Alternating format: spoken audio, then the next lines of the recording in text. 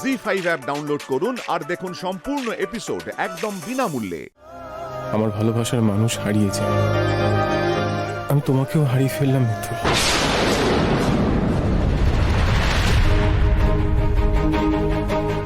মিথুল, তুই এখানে দাঁড়িয়ে আছিস কেন?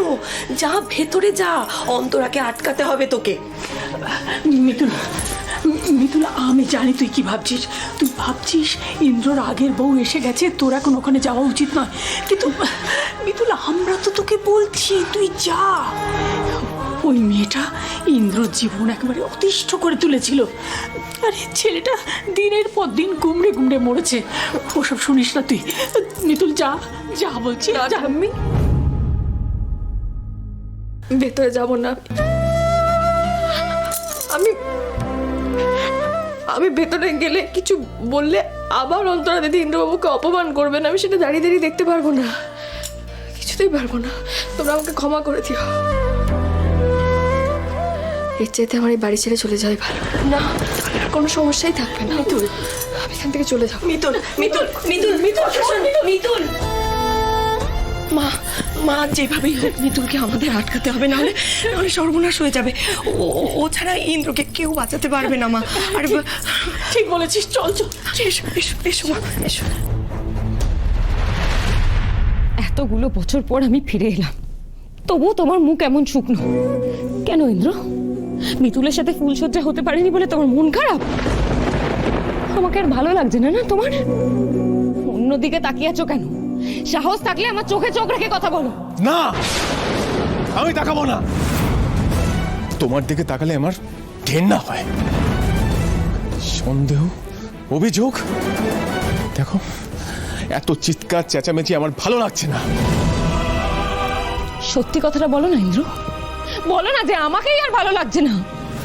পুরনো হয়ে গেছি আমি, তাই না?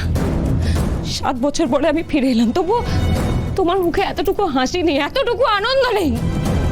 কেন ইন্দ্র, কেন? বলো না। ওই মেয়েটা কি এমন দিয়েছে তোমাকে যেটা আমি দিতে পারিনি?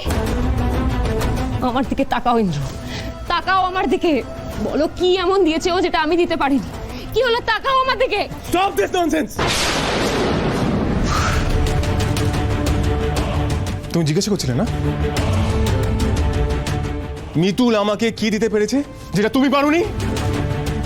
শান্তি। আমি যখন দিনের শেষে বাড়ি ফিরতাম, আমার এটা মনে হতো না যে আজকে বাড়িতে গিয়ে আমাকে কেউ সন্দেহ করবে, কেউ আমার ওপর অযথা অশান্তি করবে, মেজাজ দেখাবে, রাগ দেখিয়ে জিনিস ছোড়াছুড়ি করবে। উল্টে এটা মনে হতো কেউ আমার জন্য বাড়িতে অপেক্ষা করে থাকবে, না খেয়ে থাকবে।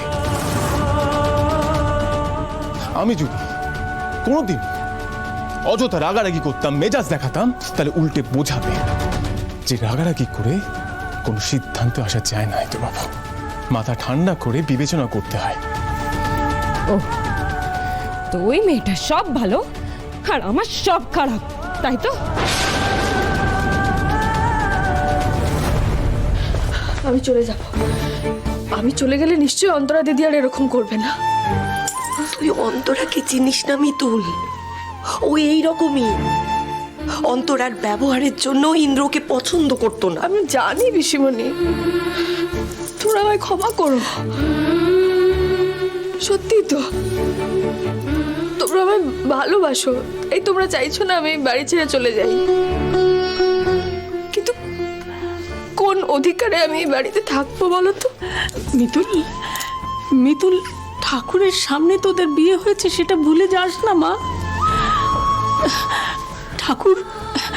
ঠাকুরের আশীর্বাদ সব সময় তোদের সঙ্গে থাকবে, দেখিস।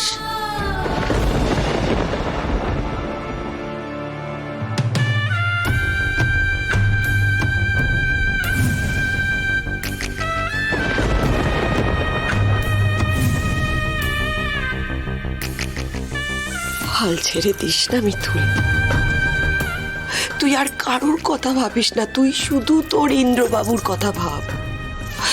ও যে তোকে ছাড়া বাঁচতে পারবে না রে। আমি সত্যি সত্যি বলছি, বিশ্বাস করো, ও অন্তরাকে একটুও চায় না, একটুও ভালোবাসে না। অন্তরার সাথে সংসার করাকালীন ইন্দ্রকে যে কত অত্যাচার সহ্য করতে হয়েছে সেটা কল্পনার অতীত। ঝগড়া অশান্তির কথা তো ছেড়েই দে, অন্তরা অত্যন্ত বাড়াবাড়ি করতো, যেটা আমি মুখেও আনতে পারছি না। মিতুল, মিতুল, দেখলি না প্রথম দিন এ বাড়িতে এসে মেয়েটা কি অশান্তি করলো, তার নমুনা তো তুই নিজের চোখে দেখলি মা। তাই তো বলছি তুই ইন্দ্রর মুখের দিকে তাকিয়ে ওকে বাঁচা মিতুল, ওকে বাঁচা মা। আমার ভাগ্যটা এমন কেন বলো তো ঠাম্মি? যতবারই আমি সংসারটা গোছাতে যাই, সব এমন খেলনা বাড়ির মতো মিথ্যে হয়ে যায় কেন বলো তো? কি অধিকার দেখাবো আমি? ওই ঘর,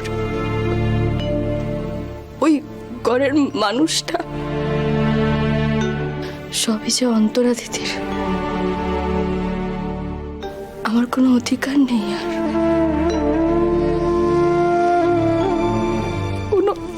কোনো অধিকার নেই আমার আর।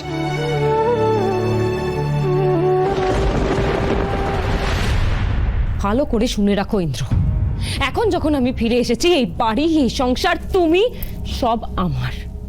ওই মেয়েটাকে তোমাকে ভুলতেই হবে ইন্দ্র। পারবো না, আমি কিছুতেই মিতুলকে ভুলতে পারবো না। কিন্তু আমি তোমাকে খুব ভালো করে চিনি অন্তরা, তুমি কিছুতেই মিতুলকে আর আমাকে একসঙ্গে থাকতে দেবে না। আর থাকলে আমার সাথে সাথে মিতুলের জীবনটা নরক করে দেবে।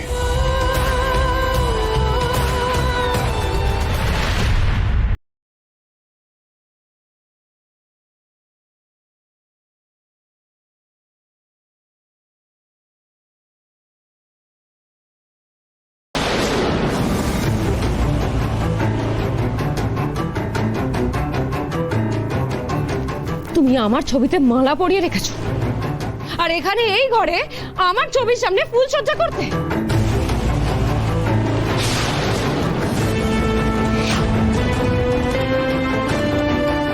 কি বলে ডাকে জানো ওই মেয়েটা তোমাকে? ইন্দ্র বাবু বলে দিয়ে ওই মেয়েটাকে এবার থেকে একটা নতুন বাবু খুঁজে নিতে। চুপ চুপ, মুখ সামলে কথা বলো অন্তরা। মিতুলের নামে আর একটা বাজে কথা বললে আমি কিন্তু বরদাস্ত করব না। আর মিতুল এই বাড়িতে থাকবে কি থাকবে না সেটা বলার তুমি কে? আমি তোমাকে বলে দিচ্ছি, তুমি মিতুলের নাম মুখেও আনবে না, কারণ তুমি মিতুলের নখের যোগ্য না। জি5 ডাউনলোড করুন আর সব এপিসোড দেখুন একদম ফ্রি।